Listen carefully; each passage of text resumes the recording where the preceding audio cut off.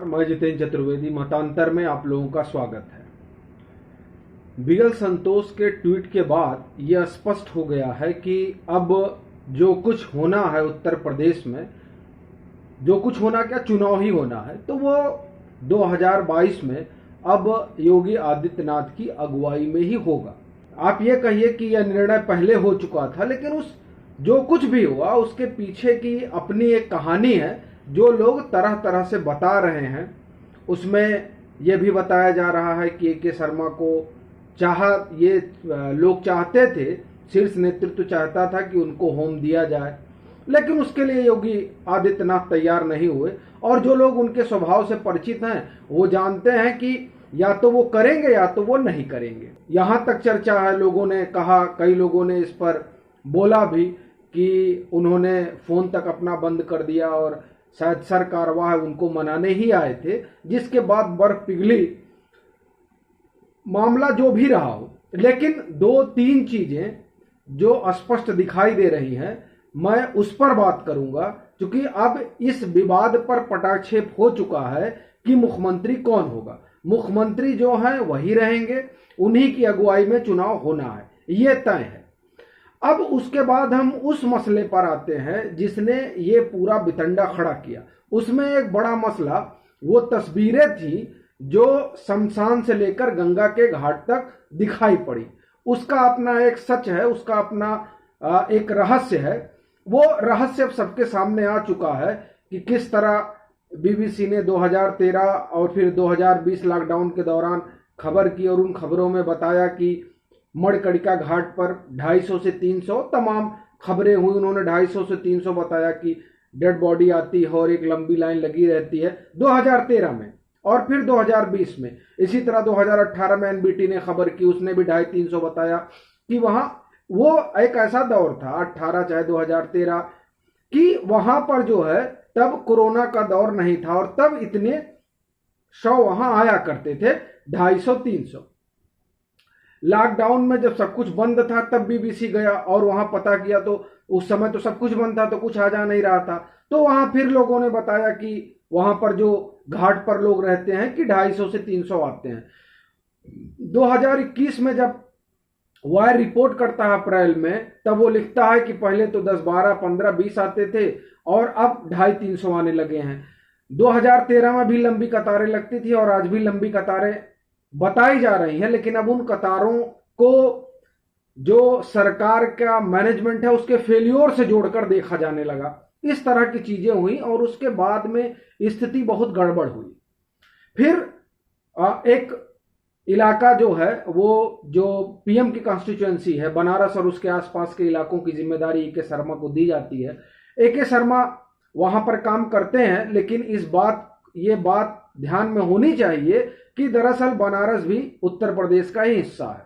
तो वहां पर काम हुआ, पीएम ने उनकी तारीफ की और उसके बाद से अटकलों का एक दौर शुरू हुआ और उस दौर में बात यहां तक आ पहुंची कि शायद योगी आदित्यनाथ को हटाया जा सकता है। इस तरह से पूरी पृष्ठभूमि हुई।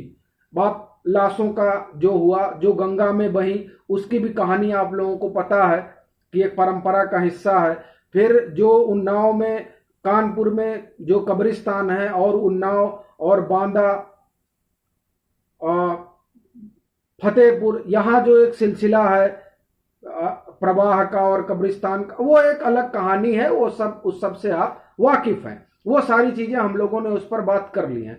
तो इस तरह से एक माहौल बना और उस माहौल के बाद बैठकों का दौर शुरू हुआ और उन बैठकों से जो निष्कर्ष आना था वो आ गया।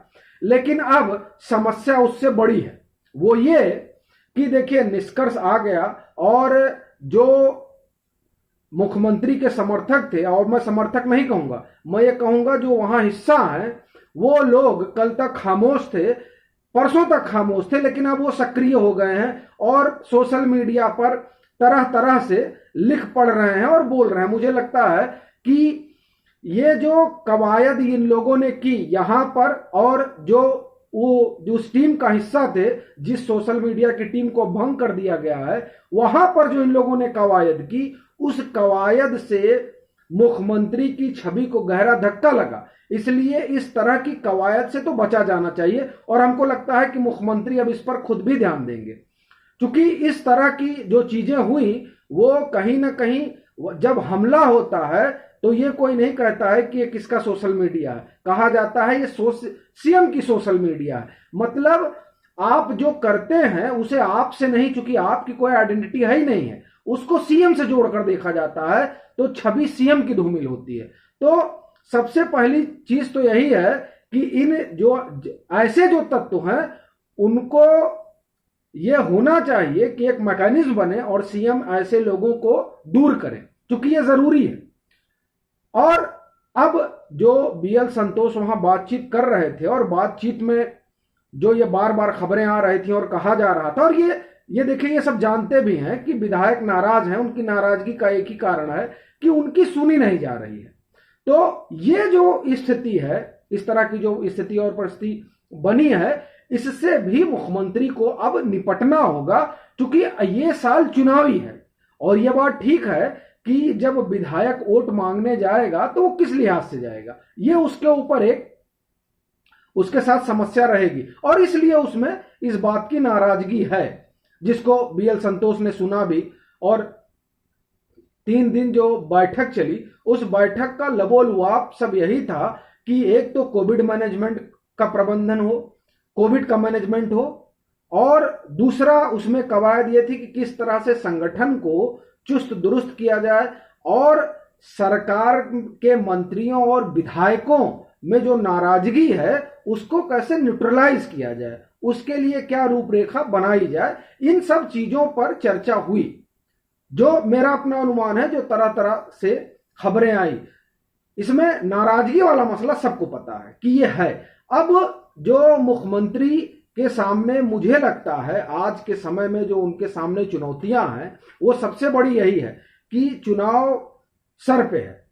आप ये कहिए कि उत्तर प्रदेश की दहलीज पे चुनाव खड़ा है, और उस चुनावी साल में जब महज 6 महीने बचे हैं, तब मुख्यमंत्री के सामने बहुत बड़ा टारगेट है। टारगेट ये नहीं कि उनको वैक्सीनेशन कराना है, उसका उन्होंने खाका तैयार कर लिया है और उस खाके के लिहाज से वो सक्रिय तरीके से काम कर रहे हैं। तभी WHO से लेकर बीएल संतोष तक उनकी तारीफ कर रहे हैं, खुद उनकी सरकार, उनके संगठन के लोग उनकी तारीफ कर रहे हैं। उसका कारण यही है, टेस्टिंग करोड़ों में हो रही है। एक दिन में उन्होंने रिकॉर्ड कायम किया, 1.5 करोड़ की टेस्टिंग करा के। मसला ये उनके पास चुनौती का नहीं है, मसला चुनौती का ये है कि जो उनके आसपास, जैसे सोशल मीडिया को एक नए तरीके से गढ़ा गया, सोशल मीडिया टीम को, जो पिछली टीम थी उसने किस तरह से भद पिटाई गई, वो एक अपने आप में एक अलग कहानी है, जिस पर लखनऊ के कई पत्रकारों ने लिखा और अखबारों में खबरें आई कि किस तरह से चीजें वहां हुई। तो अब असल समस्या इस तरह का जो तंत्र है, उस तंत्र को सुधारने का है, और यही उनकी चुनौती भी है। बाकी जो चुनाव है, चुनाव उनके चेहरे पर लड़ा जाना है और वो संगठन लड़ेगा, इसके लिए संगठन को चुस्त दुरुस्त किया जा रहा है। बाकी उनका अपना चेहरा तो है ही है, वो तो एक अपील का अलग मसला है। लेकिन सब मिला जुला के अब उनकी जिम्मेदारी इसलिए भी ज्यादा बढ़ गई है क्योंकि चुनाव और उसके बाद में जो लोग उनको जानते मानते हैं, और खासकर जो उस घेरे में आते हैं जिसको सीएम का घेरा कहा जाता है कि ये सीएम का सोशल मीडिया टीम है, ये सीएम के वो लोग हैं, ये सीएम के ये लोग हैं, ये जो घेरा है, उस घेरे के जो लोग हैं उनकी भी जवाबदेही और जिम्मेदारी बाकायदे तय हो और उस पर सीएम की नजर रहे। इससे जो कई नकारात्मक चीजें बनी, वो नकारात्मक चीजें हटेंगी। ऐसा हमको लगता है कि इस तरह की जो चीजें हैं वो होनी चाहिए, और इससे जो एक प्रोपेगेंडा वाला माहौल बना था, वो माहौल खत्म किया जा सकता है।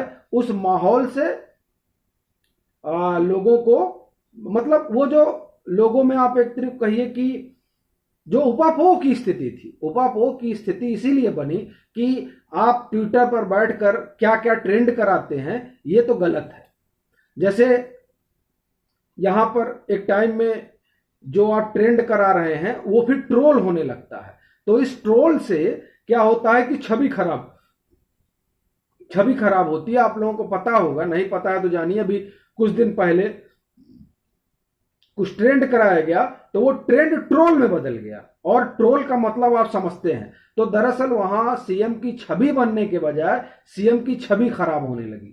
वैसे ही एक घटना जिस पर आज तक ने और तमाम लोगों ने खबर की थी कि लेखपाल वाला जो मसला था कि जो बच्चा वो लेखपाल की परीक्षा 2015 के बाद भर्ती कभी हुई नहीं, और उसका वीडियो जो है वो सीएम के सोशल मीडिया पर चला गया और वहां से वो बाकायदे जारी हुआ। इससे कितनी बदनामी हुई सीएम की। तो इस तरह की जो चीजें हैं उन चीजों पर नियंत्रण करना पड़ेगा, उन चीजों पर निगरानी करनी पड़ेगी, तब जाकर अब जो परिस्थितियां और स्थितियां पैदा हुई हैं चुनावी साल में, उनसे निपटा जा सकता है।